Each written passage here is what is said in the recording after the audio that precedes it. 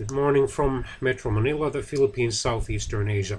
In this video, I will compare the European migrant crisis, call it refugee crisis, call it crisis of unauthorized would-be claimants for refugee status or something else, with Canada's migrant crisis. The current European migrant crisis started in 2015 when a rapidly rising number of people arrived to the European Union across the Mediterranean Sea or overland via Turkey and into Eastern Europe. It caused such countries as Hungary to re-implement passport controls on their borders, and at least in the short run it has swelled the support of various populist, right-wing, Eurosceptic, far-right, anti-Islam and anti-immigrant political parties and movements. Of course, this is nothing new. There have been migrants from other continents, especially Africa and Asia, in Europe for a long time.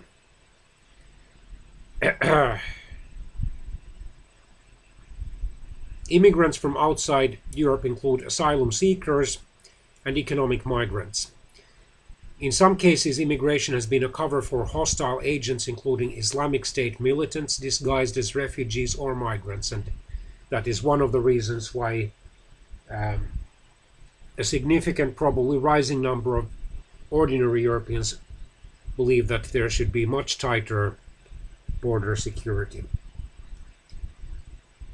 and control. The term immigrant is used by the European Commission to describe a person from a non-European Union country establishing his or her usual residence inside a European Union country for at least 12 months or for a period that is expected to be at least 12 months. Most of the migrants came from Muslim-majority countries in Northern Africa and Western Asia. By religious affiliation, most of these people or entrants were Muslims, usually Sunni Muslims, with a small component of non-Muslim minorities, such as Yazidis, Assyrians, and Mandeans, and of course Christians.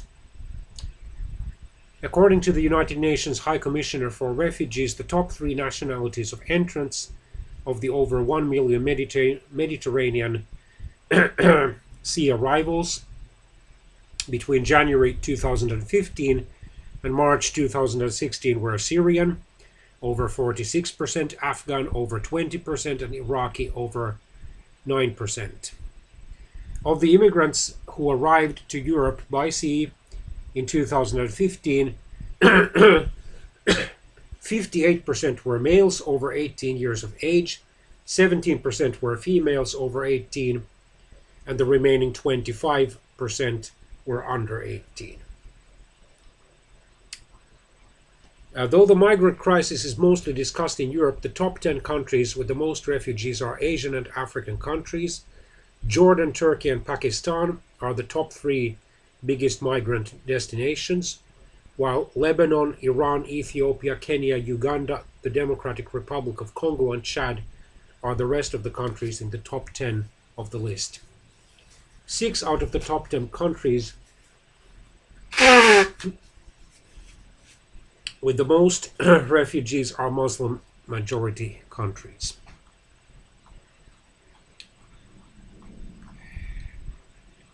So between 2010 and 2013, around 1.4 million non-European Union nationals, excluding asylum seekers and refugees, arrived to the European Union each year by the normal channels, with a slight decrease after 2010.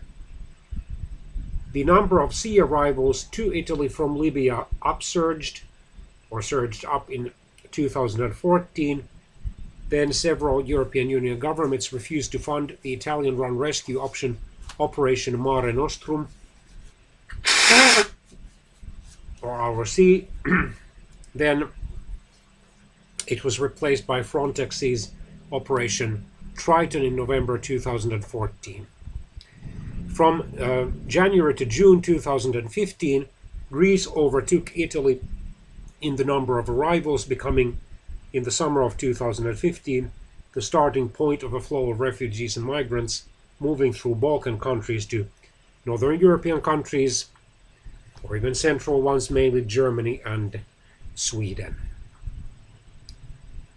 According to Eurostat, EU member states received over 1.2 million first-time asylum applications in 2015, more than double that of 2014.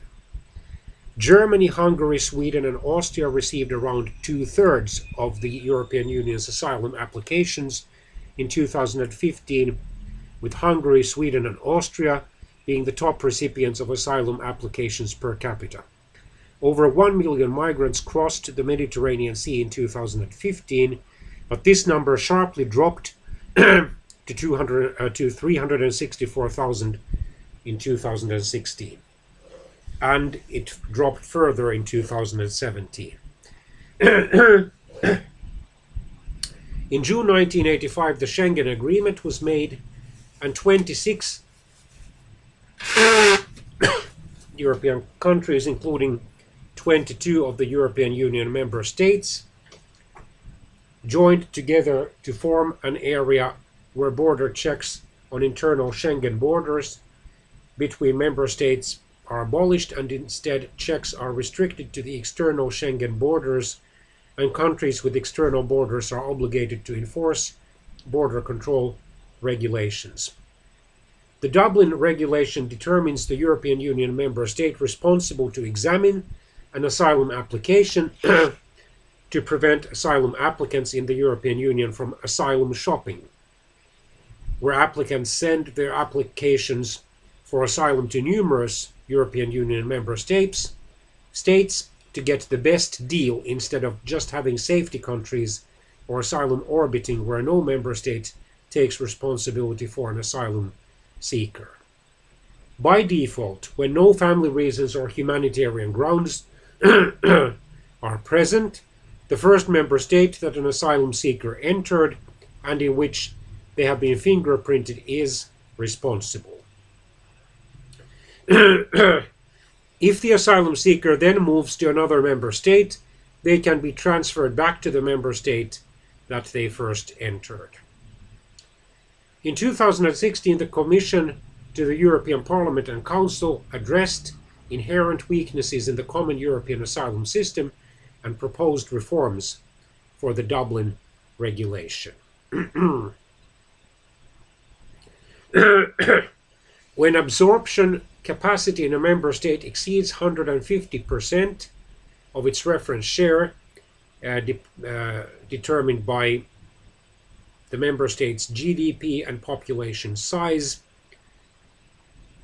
a fairness mechanism would distribute the excess number of asylum seekers across less congested member states.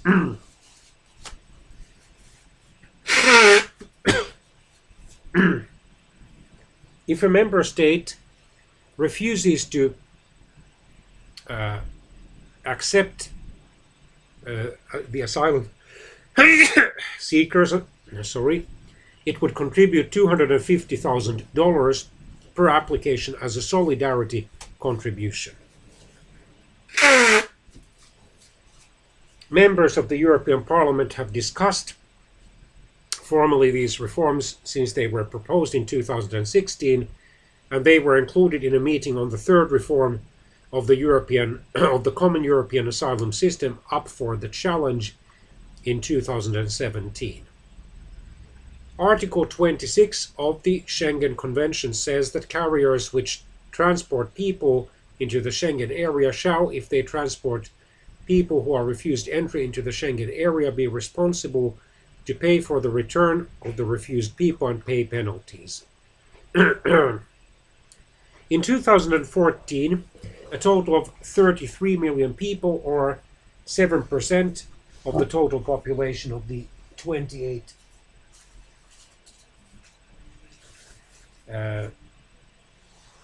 member states of the European Union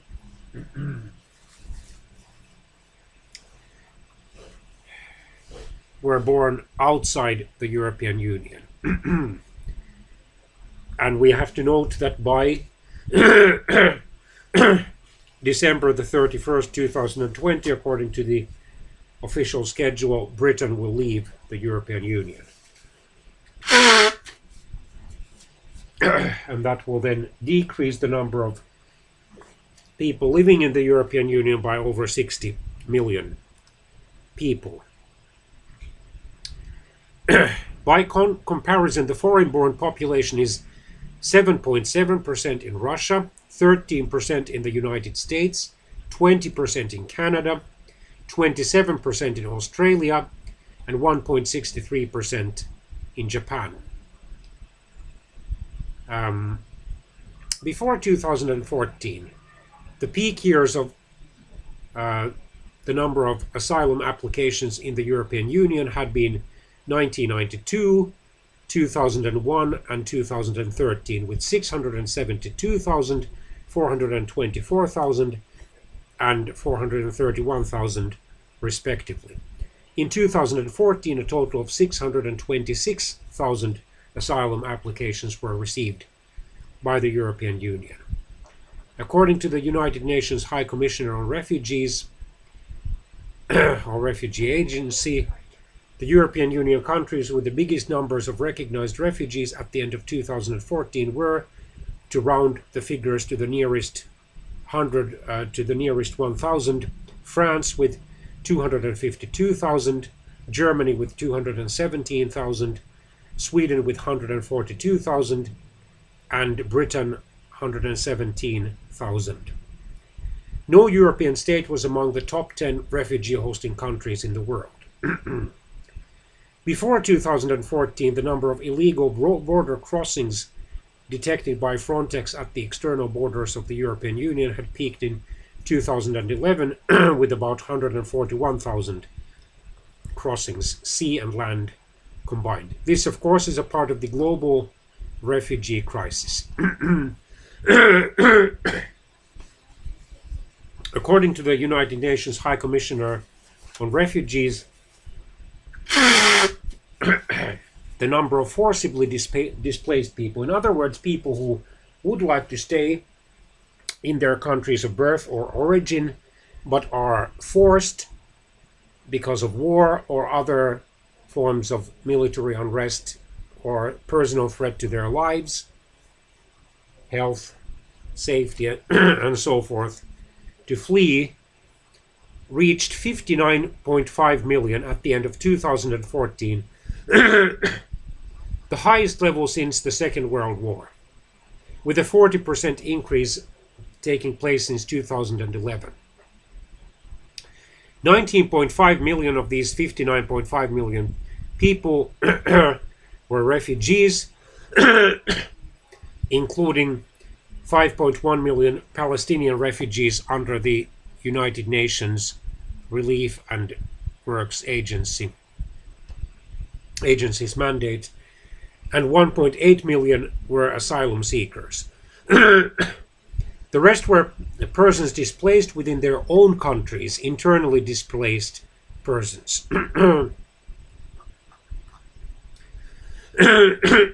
Sorry. Between 2007 and 2011,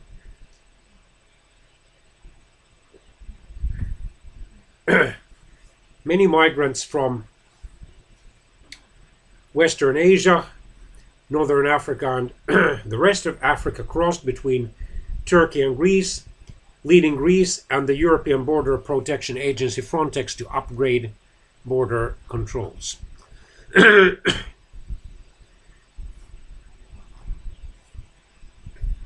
At the end of 2016, according to the United Nations High Commissioner on Refugees, the number of forcibly displaced people worldwide reached 65,600,000 people. Of them, 22.5 million were refugees, including 5.3 million Palestinian refugees. 2.8 million were asylum seekers, and the rest were persons displaced within their own countries. So they had to leave their hometowns or regions, but not their entire countries. The 17.2 million refugees under the United Nations High Commission on Refugees mandate were around 2.9 million more than at the end of 2014, the highest level since 1992. The Syrian refugees constituted the largest refugee group in 2014, with 3.9 million people belonging to that category. Afghan refugees numbered 2.6 million. 6 of the 10 largest countries of origin of refugees were African: Somalia, Sudan, South Sudan, the Democratic Republic of Congo, the Central African Republic, and Eritrea. 86% of the refugees came from the developing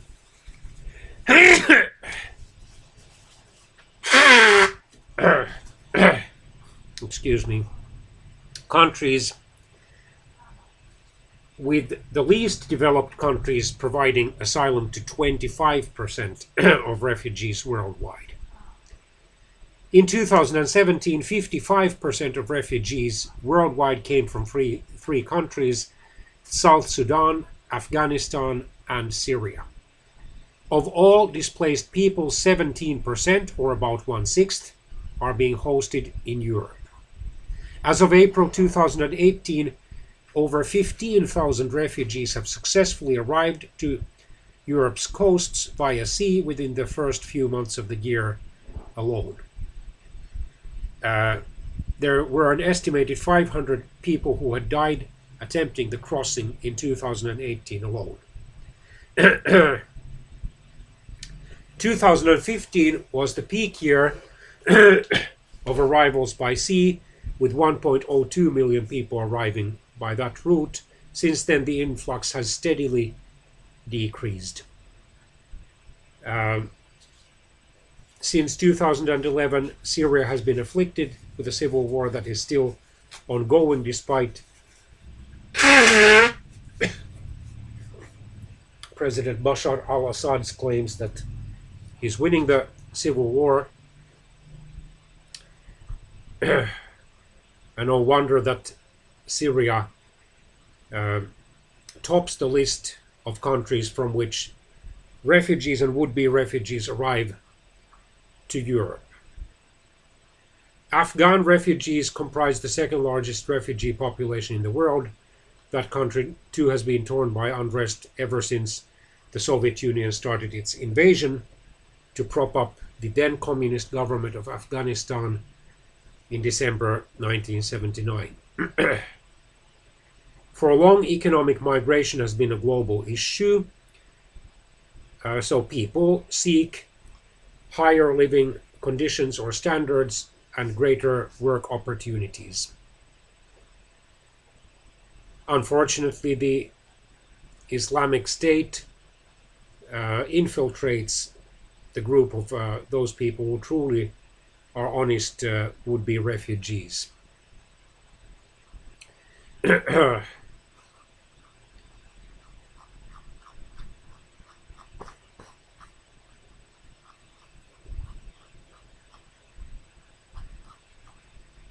Okay.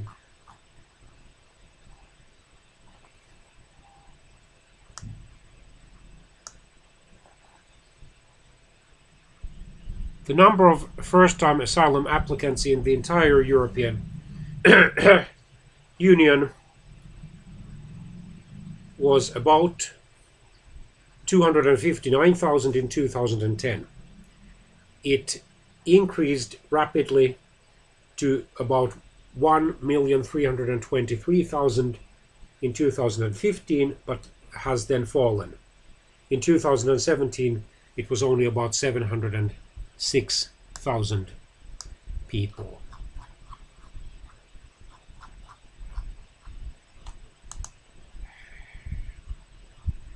According to The Guardian, which is a British daily newspaper, John Henley contributed this article that was published on June the 15th, 2018.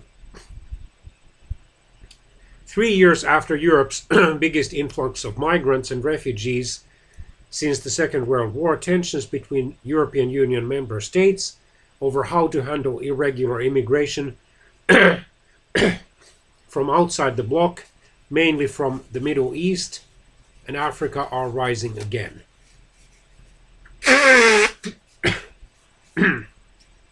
Numbers have sharply declined since 2015 and 2016 because the European Union made a deal with Turkey. New border fences have been constructed in the Balkans or southeastern Europe, and a bilateral arrangement has been made between Italy and Libya. The United Nations High Commissioner on Refugees says Spain has welcomed 9,500 irregular migrants so far in 2018. Greece has welcomed 12,000 and Italy has welcomed 15,300. But the underlying factors that have led to over 1.8 million migrants coming to Europe since 2014 have not gone away. Most observers believe it is only a matter of time before the number of arrivals picks up again. Everyone agrees that Europe needs to quickly overhaul its asylum and immigration rules.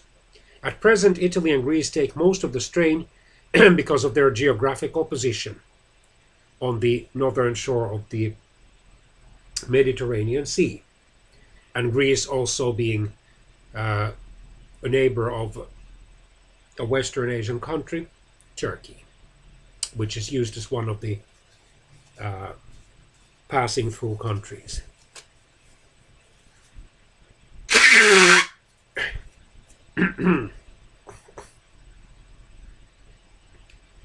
No one can apparently agree on how to fix this problem. Some countries demand tougher external border controls, others a fairer distribution of new arrivals.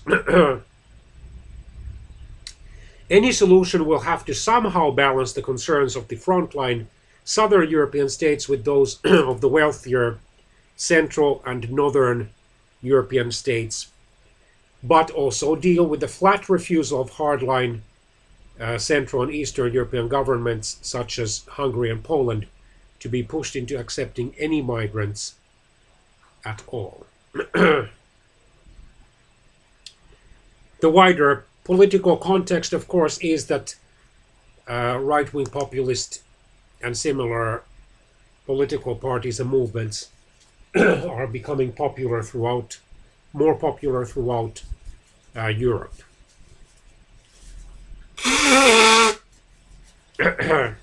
In Italy, the Northern League party of Matteo Salvini, which campaigned in the recent parliamentary elections on a pledge to send 500,000 irregular migrants to their home countries, has entered the Italian government. In December 2017, the ideologically similar Freedom Party entered a coalition government with the center-right People's Party in Austria. In Germany, there is a fragile coalition government between the Christian Democrats and Social Democrats, which is threatened by collapse because even the Christian Democrats have differences of opinion regarding the way to solve the migration problem. The right-wing, populist, Eurosceptic, and largely anti-immigrant Alternative for Germany has become the third most popular party in the country. And because of the threat of even larger gains for the Alternative for Germany party, should early parliamentary elections have to be held, somehow has persuaded, at least until now, the German Christian Democrats and Social Democrats to somehow muddle through and keep governing Germany until the next scheduled parliamentary elections in 2021. But it may well be that the current German federal chancellor or prime minister Angela Merkel will step down by 2021.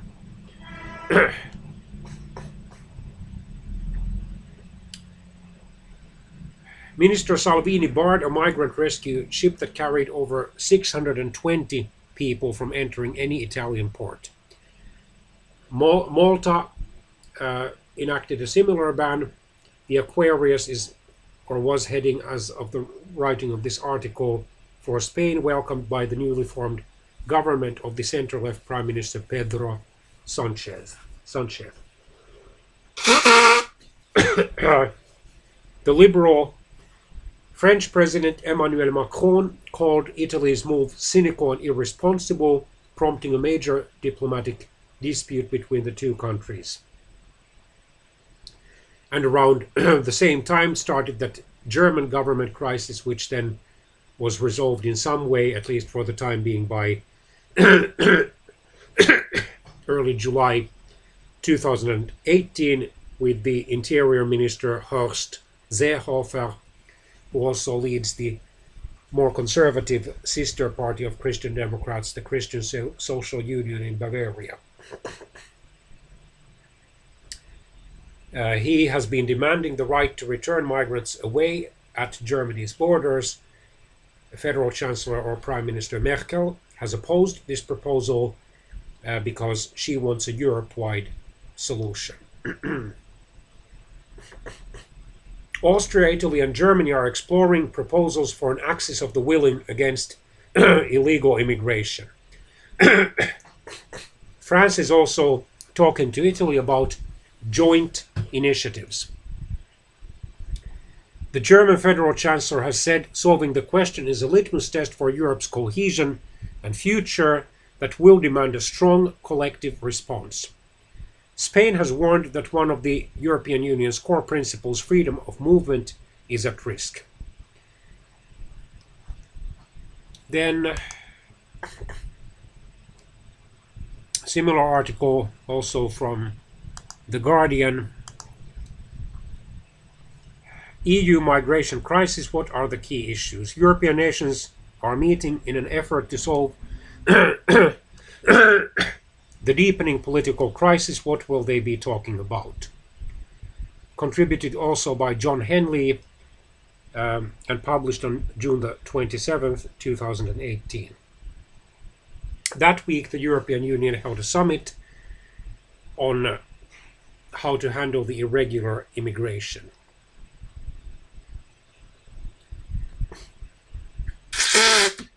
Excuse me. In such European countries as France, Germany, Austria, Italy, and Hungary, recent elections have boosted the popularity of populist right-wing, far-right, national conservative, Eurosceptic, anti-Islam, and anti-immigration parties.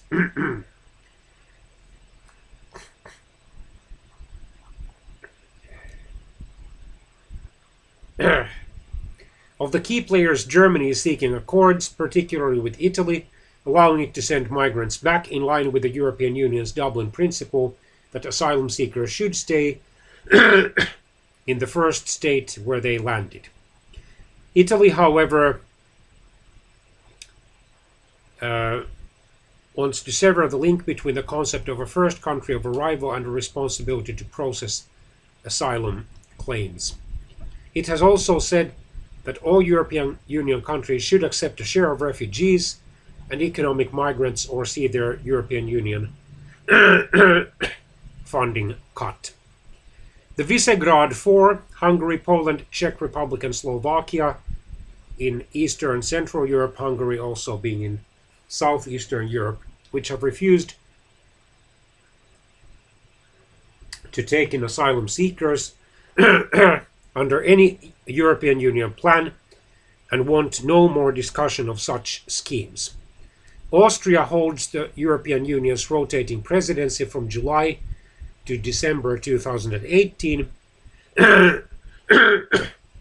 and its junior coalition partner in the federal government is the right-wing populist and strongly Eurosceptic Freedom Party.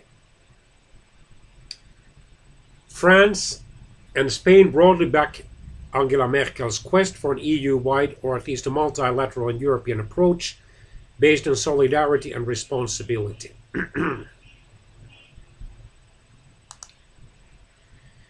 And then getting back to Canada.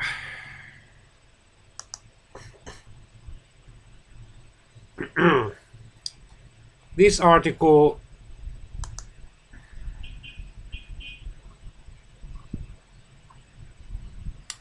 was published by Alan Gomez for USA Today on June the 8th, 2018. Excuse me again.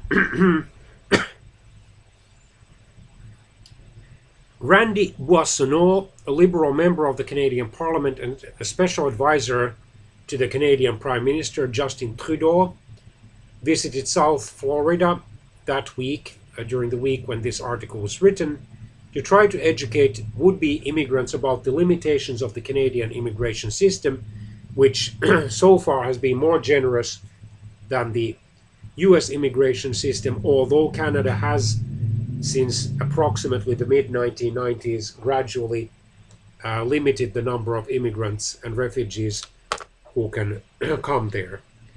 Canada has used for a long time a so-called points system, giving a top priority to those people who are fluent in either English or French or both of Canada's official languages and who are highly educated. And also it has had this family reunification program. The United States has had a so-called green card system to control the number of people who'd like to immigrate there more or less permanently. But without this so-called green card, normally, unless a person has a political asylum in the United States, he or she has to renew that visa, is it every 2 or 3 years? Well, you who are knowledgeable about the US immigration policies can correct me on this, or just ignore this part of this video. In the past year, Canada has seen bursts of US-based immigrants crossing illegally into Canada, mostly into the eastern Canadian Quebec province that borders New York and other northeastern US states. In August 2017, Royal Canadian Mounted Police caught over 5,500 people trying to illegally cross from the United States. They were mostly Haitian immigrants who will soon lose temporary protected status as part of the Trump administration's phase out of the TPS program that has protected over 300,000 people from countries struck by war and natural disasters. Only about 8% of their asylum applications have been approved, however, meaning the vast majority have been turned down and are being deported straight back to their home countries.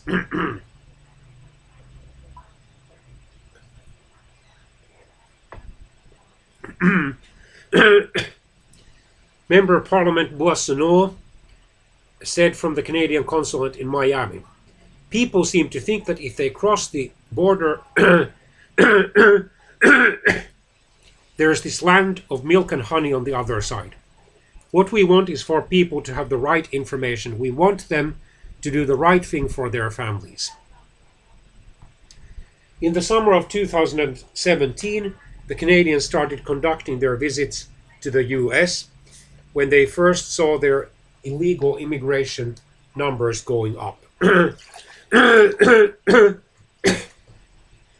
By the time this article was written, in early June 2018, they had visited Los Angeles, where many Mexican and Central American immigrants live.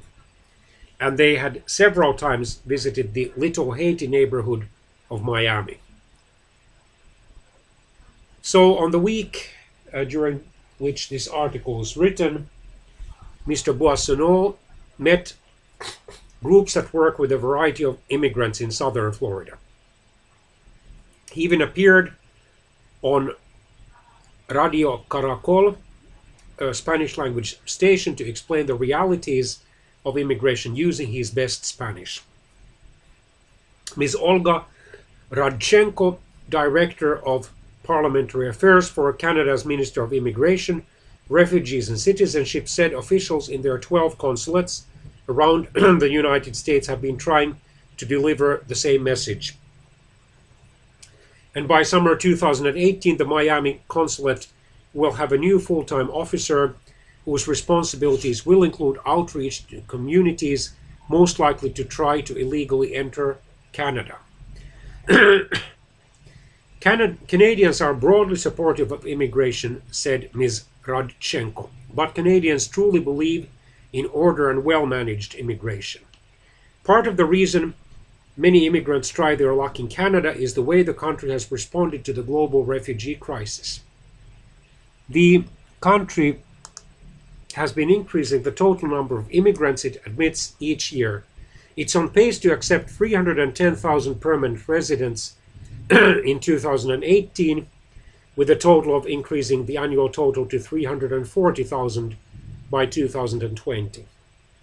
The Canadian government, meaning the federal government, of course, has also increased the number of refugees it accepts to help ease the burden on European countries that are overwhelmed with people fleeing war and famine in the Middle East and Africa.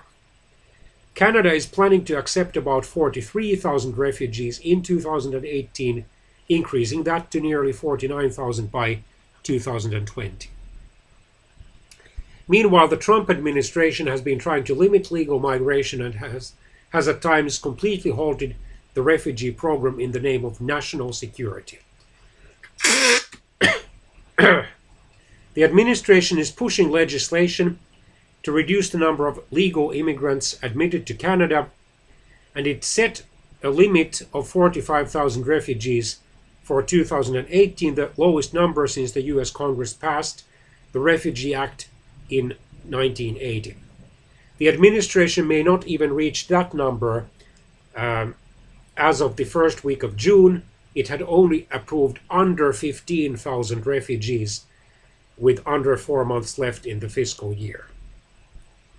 The Canadian officials would not comment on the Trump administration's actions on immigration, but they emphasized how Canada, like the United States, is a land of immigrants that always welcomes those searching for a better life. Boissonnault told the story of his forefathers who first landed in Canada in 1642, and quite probably from France. He said it makes no difference, however, whether someone's family has lived in Canada for 4 centuries, 4 decades, 4 months, or 4 minutes. A Canadian is a Canadian is a Canadian. Other than indigenous peoples, our country has been built on and will continue to be built on immigration, he said. But if you cross the border illegally, you will be breaking the law, you will be apprehended, and after that you will be in detention. Okay, I'm going to take a short break and continue.